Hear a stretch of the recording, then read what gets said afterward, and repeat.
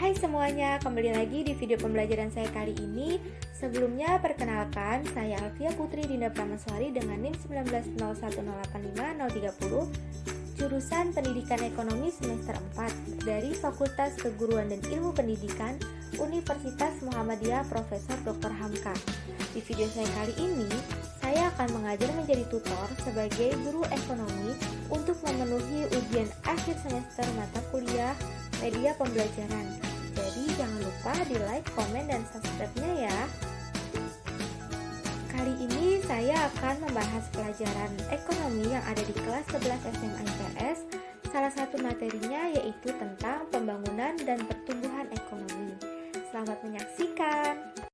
Assalamualaikum anak-anak, selamat pagi semuanya. Alhamdulillah ya, kita masih diberikan kesehatan hari ini dan masih diberikan kesempatan untuk belajar hari ini. Baik, hari ini kita akan membahas materi tentang pembangunan dan pertumbuhan ekonomi. Bagi kalian yang punya buku paket ekonomi di rumah, boleh dibuka babnya.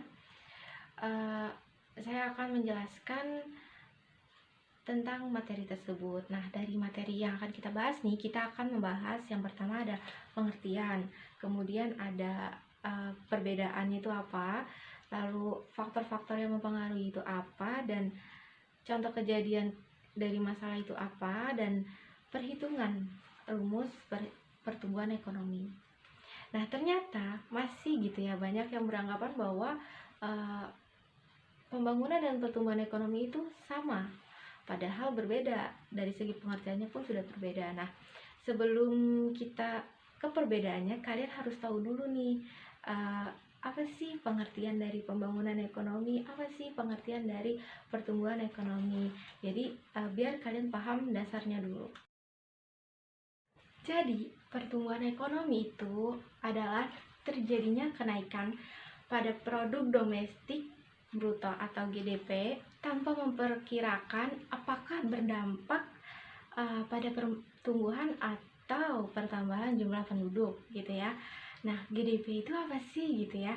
Gross Domestic Product itu merupakan jumlah nilai tambah atas barang dan jasa yang dihasilkan oleh berbagai unit produksi di wilayah suatu negara dalam jangka waktu tertentu, biasanya itu dalam jangka 1 tahun.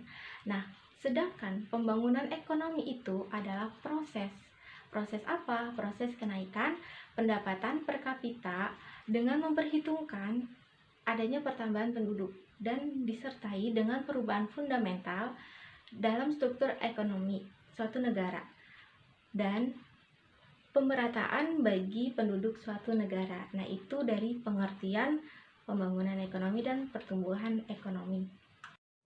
Nah, pembangunan dan pertumbuhan ekonomi ini walaupun ada perbedaan, tapi mereka berkaitan. Kenapa? Karena pembangunan ekonomi itu tidak bisa lepas dari pertumbuhan ekonomi. Pembangunan ekonomi ini juga mendorong pertumbuhan ekonomi. Begitupun sebaliknya, pertumbuhan ekonomi ini memperlancar proses pembangunan ekonomi. Nah, di suatu negara itu dikatakan mengalami pertumbuhan ekonomi apabila terjadi peningkatan produk nasional bruto real di negara tersebut. Nah, adanya pertumbuhan ekonomi merupakan indikasi dari suatu keberhasilan pembangunan ekonomi. Jadi walaupun mereka memiliki perbedaan, tapi saling gitu berkaitan gitu ya, punya tujuan yang sama. Oke, kita lanjut ya ke perbedaan. Oke, kita ke perbedaan dari pembangunan ekonomi dan pertumbuhan ekonomi. Nih, kalau dari secara keseluruhannya ya, pertumbuhan ekonomi itu keberhasilannya lebih bersifat kuantitatif, yaitu adanya kenaikan dalam standar pendapatan dan tingkat output produksi yang dihasilkan. Nah, sedangkan pembangunan ekonomi itu lebih bersifat kualitatif. Bukan hanya pertambahan produksi, tetapi juga terdapat perubahan-perubahan dalam struktur produksi dan alokasi input pada berbagai sektor perekonomian seperti lembaga, pengetahuan, sosial, dan teknik. Nah, itu secara keseluruhan. Nah, tadi kan kita bahas perbedaan. Sekarang kita bahas ke faktor yang mempengaruhi pertumbuhan dan pembangunan ekonomi. Kalau pertumbuhan ekonomi itu faktornya ada sumber daya alam, sumber daya manusia, sumber daya modal, dan keahlian atau kewirausahaan.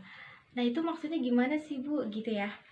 Jadi, kalau sumber daya alam itu seperti tanah dan kekayaan alam, seperti kesuburan gitu kan, keadaan iklim atau cuaca, hasil hutan, tambang, atau hasil laut gitu. Nah, itu sangat mempengaruhi untuk penyediaan bahan baku produksi. Nah, kalau keahlian itu kayak gimana, Bu? Gitu kan. Ini dibutuhkan untuk mengolah bahan mentah dari alam dan menjadi sesuatu yang memiliki nilai lebih tinggi. Kemudian sumber daya manusia itu mempengaruhi keberhasilan pembangunan nasional melalui jumlah atau kualitas penduduk. Jumlah penduduk yang besar merupakan pasar potensial untuk memasarkan hasil-hasil produksi. Nah, sedangkan kualitas penduduk ini untuk menentukan seberapa besar produktivitas yang ada. Lalu sumber daya modal. Sumber daya modal itu dibutuhkan manusia gitu kan untuk mengolah bahan mentah berupa barang-barang modal yang sangat penting untuk perkembangan dan kelancaran pembangunan ekonomi. Kenapa? Karena barang modal tadi dapat meningkatkan produktivitas. Oke, kita lanjut ya ke tadi faktor pembangunannya kan belum ya. Nah, kalau faktor pembangunannya itu ada sumber daya alam dan sumber daya manusia yang berkualitas, kompetitif, dan punya soft skill untuk mengembangkan kreativitas. Oke, kita lanjut ya ke pembahasan tentang permasalahan yang ada pada pembangunan dan pertumbuhan ekonomi. Contoh permasalahan nih ya pada pertumbuhan ekonomi yang pernah terjadi di tahun 2019 itu seperti tren konsumsi rumah tangga menurun, kemudian ada andil ekspor terhadap pertumbuhan menurun, daya saing Indonesia pun menurun, lalu dana desa bermasalah, kemudian penerimaan pajak jauh dari target. Nah, contoh dari masalah pembangunan ekonomi itu seperti terjadi kemiskinan, pengangguran, ketimpangan dalam distribusi pendapatan, lalu tingginya angka pertumbuhan penduduk gitu kan ya. Itu salah satu masalah-masalah yang terjadi di pertumbuhan ataupun pembangunan ekonomi. Oke, kita ke pembahasan yang terakhir banget ini, itu tentang menghitung rumus pertumbuhan ekonomi. Nah, rumusnya itu ada R sama dengan PDBRT dikurangin PDBRT minus 1 dibagi PDBRT dikali 100%. Keterangannya gimana, Bu? Gitu kan. R sama dengan laju pertumbuhan ekonomi dan satuan persen.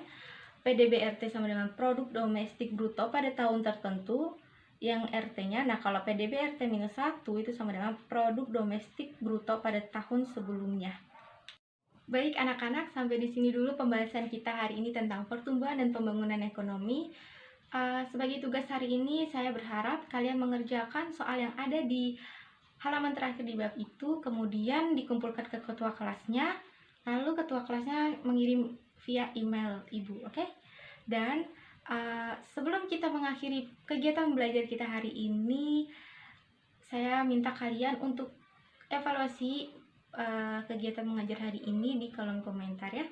Sebelum kita akhiri, mari kita ucapkan hamdalah, alhamdulillahirabbil alamin. Kurang lebihnya mohon maaf. Wassalamualaikum warahmatullahi wabarakatuh.